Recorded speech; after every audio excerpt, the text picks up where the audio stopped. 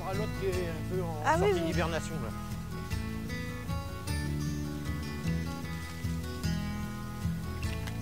Donc ça, c'est destiné à qui? Pour des tortues terrestres, des tortues qui sont nées chez nous là, il y a 15 ans maintenant. C'est notre première génération. On a 4 belles femelles de tortues botte-guéri, tortues d'origine de Grèce. Là. C'est une tortue terrestre, une tortue de Turquie, une tortue qu'on a récupérée il y a quelques années. Il y a malheureusement le trafic sur les animaux. C'est une tortue qui est venue à la suite d'une saisie. Comme il fait froid ce matin, cette nuit, elle s'est cachée là. Bon, s'il y a un petit ensoleillement, elle va sortir et puis se balader dans la journée. Là, il y en a une qui est partie un petit peu sous la plaque de verre, récupérer le peu de température que nous avons aujourd'hui. C'est les gardes-chasse qui nous l'ont ramené l'année dernière du Morbihan, récupéré dans Vannes, en même temps qu'ils ont fait une saisie sur une personne qui en avait ramené une clandestinement d'Italie, mais une autre espèce.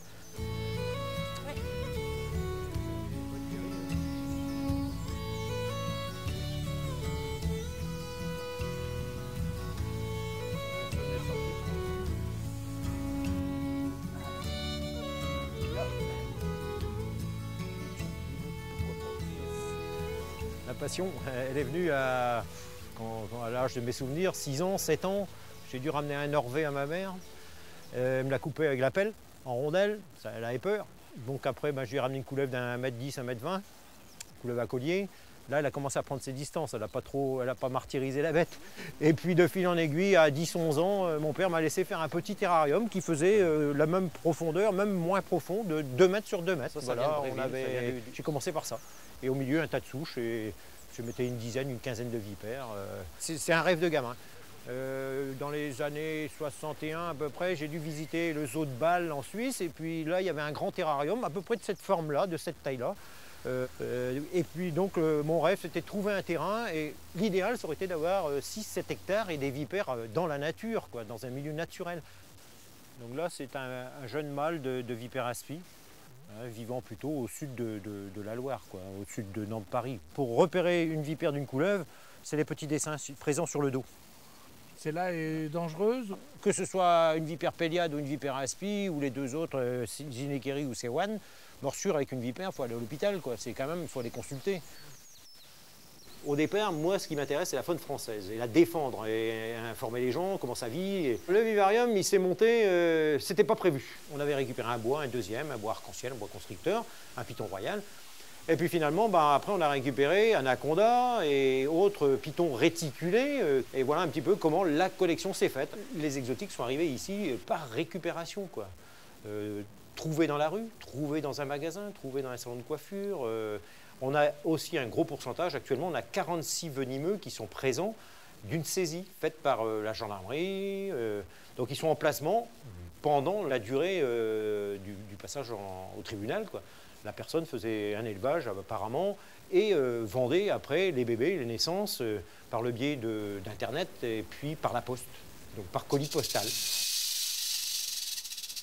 On pouvait voir ce genre de petits serpents arboricoles du Costa Rica par exemple, très venimeux, très dangereux, très speed surtout, se promener dans les colis postaux, quoi.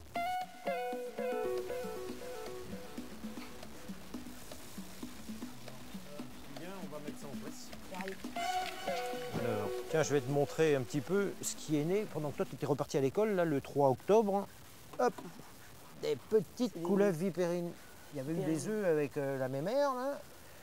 Et puis voilà, il y a eu 6 bébés, et puis il en reste 4, parce qu'il y en a qui ont accepté de manger. Voilà, ils ont mangé ce matin un tout petit bout de poisson, tu récupères, parce que ça part très très vite. Tiens, celle-là, tu fais une petite tête triangulaire, elle est fâchée, donc elle va faire croire encore que, ouais, faites gaffe, je suis dangereux, je suis une vipère. Mais la tête triangulaire, c'est juste pour nous impressionner. Ici, on a des dessins, mais c'est un animal, la nature l'a doté de zigzags sur le dos, comme une fermeture éclair, comme les vipères, pour faire croire au prédateur qu'elle est une vipère et que donc elle est dangereuse. Donc, bon, comme ça évite éventuellement une certaine prédation dessus.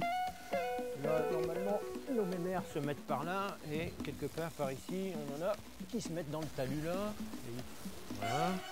C'est un petit gars qui est arrivé avec son grand-père en visite.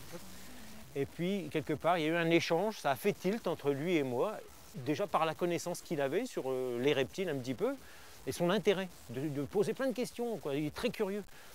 Ben, je lui ai proposé, et proposé au grand-père, si vous voulez l'emmener, passer quelques périodes de vacances avec nous. Un mois après qu'il était là, à 12 ans, il faisait les visites à ma place. Vous descendez là Bon, sur on la avait mousse. toujours une oreille attentive On est pour une savoir petite si... grenouille verte. Mais le disque dur enregistré, et c'était du par cœur. Du par cœur, mais avec de l'improvisation également. Hein. C'est un bon. Ça fait 3 ans qu'il est avec nous, On a il une autre repart grenouille pour une verte 4e encore en année. bas. Vous voyez le mur, vous longez le mur. On a une autre grenouille verte encore.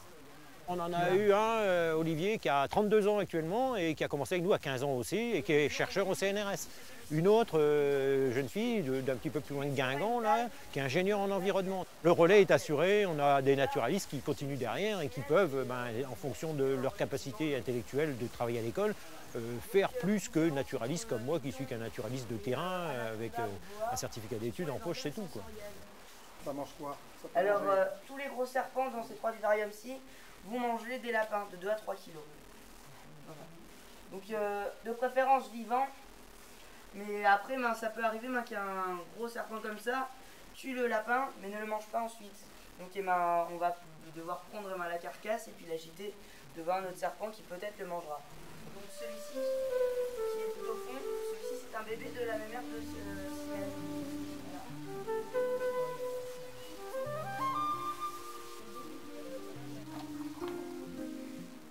Alors, je m'occupe de tout ce qui est non venimeux, c'est-à-dire couleuvres, enfin certaines couleuvres parce qu'il y en a qui sont venimeuses, et tout ce qui est boa, python et les petits anacondas. Donc là, je vais vérifier s'il y a des œufs. Donc on en a eu la semaine dernière, et là, il y a une mémère qui veut nous répondre des œufs, donc je vérifie s'il y en a. Alors apparemment non, donc elle n'a pas pondu. C'est une couleuvre assez hargneuse, donc qui n'est pas venimeuse, mais qui peut laisser de belles morsures. Alors je me souviens, c'était il y a 2 ans, c'était la plus grosse de celle-ci qui m'avait infligé ma plus grosse morsure. Comme j'avais tripoté les rats avant, la mémère elle a dû prendre mon doigt pour un rat et donc elle m'a mordu et elle s'est enroulée autour de ma main. Voilà, c'est les risques du métier comme on dit. Voilà, donc on se mord, de toute façon il faut un jour qu'on y passe et puis bon voilà. Puis bon comme je veux devenir chercheur au CNRS plus tard, il faut bien passer par là.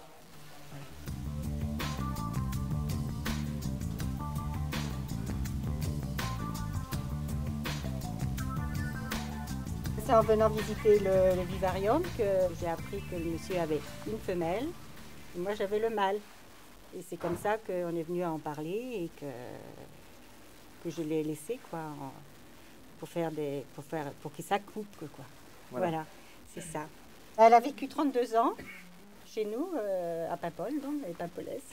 Et vous venez la voir souvent? Ah oui, tous les ans. On a le droit à une visite. Hein? Je savais qu'ici, elle était parmi ses congénères. Donc, puis elle cherchait, je voyais bien qu'elle cherchait à s'accoupler, quoi. Hein. C'est ça le... Et il y a eu des petits? Non, il n'y a pas eu de petits. Ça viendra peut-être? Ça viendra, hein. Ils n'ont pas fait affaire. Hein. Ça fait 1 an et demi, 1 an. Ouais, ça va faire 1 an.